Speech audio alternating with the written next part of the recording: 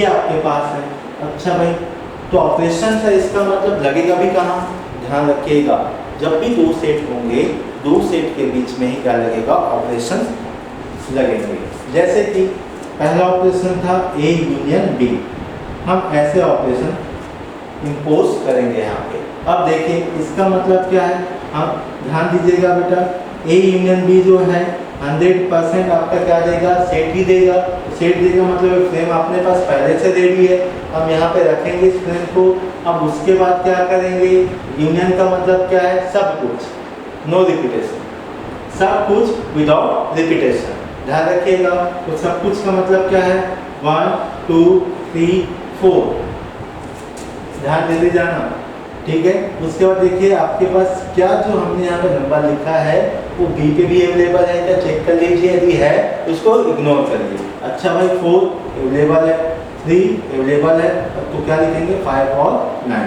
ये है A union B, set A union B का एलिमेंट। अच्छा भाई, क्या इसका हम कार्डिनल नंबर लिख पाएंगे क्या, हाँ, हर कोई सेट का आप कार्डिनल नंबर लिख पाएंगे, बस वो फाइनाइट सेट होना चाहिए।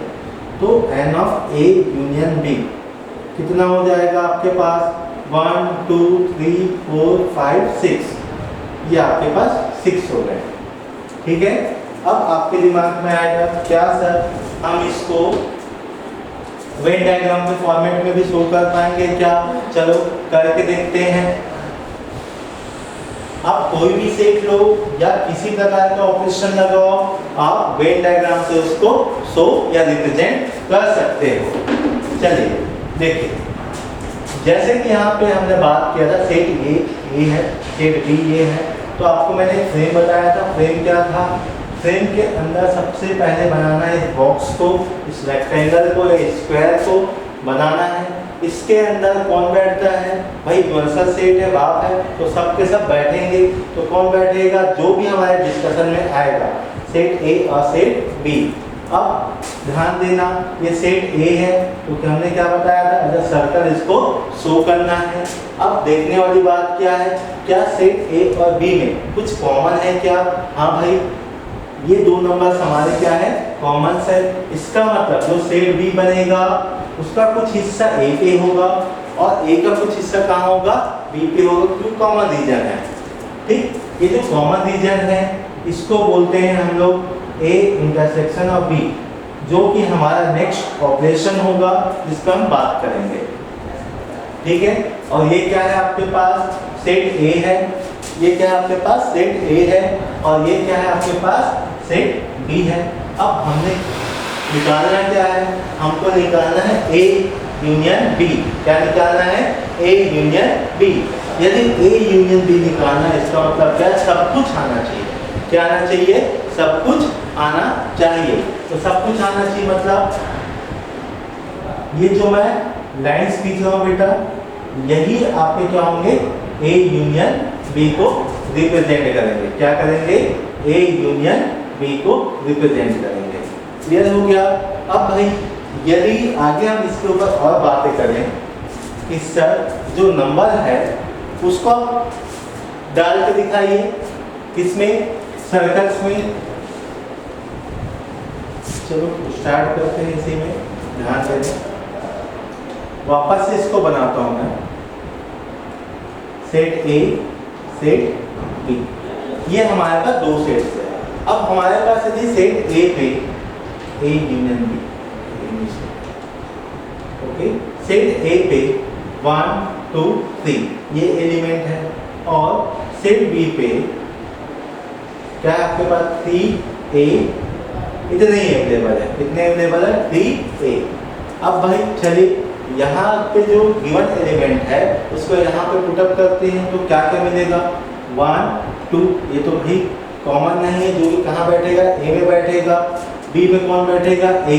अच्छा भाई कॉमन में कौन है, 3 है, ठीक है। अब ध्यान दीजिएगा, हमने क्या बताया कि ए यूनियन बी लिखना है, तो पूरा एरिया, पूरा रीजन हमको चाहिए, क्या चाहिए, पूरा रीजन चाहिए। इस पूरा रीजन में आपके पास कौन कौन से एलिमेंट है, आपके पास 1 2 3 और 8। देख लीजिए, आप ऐसे भी कैलकुलेट कर पाएंगे। ठीक है। अब कई बार ऐसा होता है कि सर हमको इसका फार्मूला बनाना हो, तो फार्मूला कैसे बनता है, ध्यान दीजिएगा कार्डिनल फॉर्म में होता है A union B is equal to n of A plus n of B minus n of A intersection of B, ये इसका फार्मूला होता है। ठीक है, आपको क्या करना है एग्जाम्स के लिए, एग्जाम्स पॉइंट ऑफ व्यू से आपको फार्मूले याद करने हैं। मैं इसका डेरिवेशन करा भी दूंगा, ये आता कैसे है। ठीक है, मैं ऐसा क्यों कह रहा हूँ याद करना पड़ेगा, क्योंकि आपके एग्जाम्स में इतने समय नहीं होंगे तो वहाँ पे आप डिराइव करते रहोगे। आपको क्या होना चाहिए, फार्मूला याद होना चाहिए, रिजल्ट याद होना चाहिए और सीधा सीधा अप्लाई करना है आपको, तो आपके पास वो आंसर आ जाएंगे। चलिए मैं इसको क्या करता हूँ, प्रूफ करता हूँ। चलिए जब मैं प्रूफ करने जा रहा हूँ तब ध्यान दीजिएगा, सबसे पहले बात करते हैं हम इस, ठीक है, लेफ्ट हैंड साइड है, ये क्या है लेफ्ट हैंड साइड है, ये क्या है आपके पास राइट हैंड साइड है। अब ध्यान दीजिएगा लेफ्ट हैंड साइड में अपने पास कितने एलिमेंट है तो अपन बाद में काउंट कर देंगे, राइट में कितने हैं उस पे भी अपन बात करेंगे। तो ध्यान दीजिएगा कि जैसे कि आपके पास लेफ्ट में छोड़ दीजिए राइट में चलते हैं, तो इससे बनाते हैं आपको वेन डायग्राम से क्लियर करते हैं।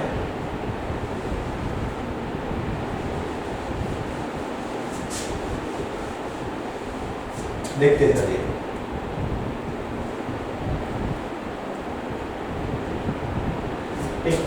Set A set B, set A और सेट बी, ठीक है। सेट ए में कौन है 1 2 3, क्लियर हो गया यहाँ तक 1 2 3। सेट बी में क्या है 3a, ठीक है, ये अपने पास हो गया, जो जो बोला गया हमने किया।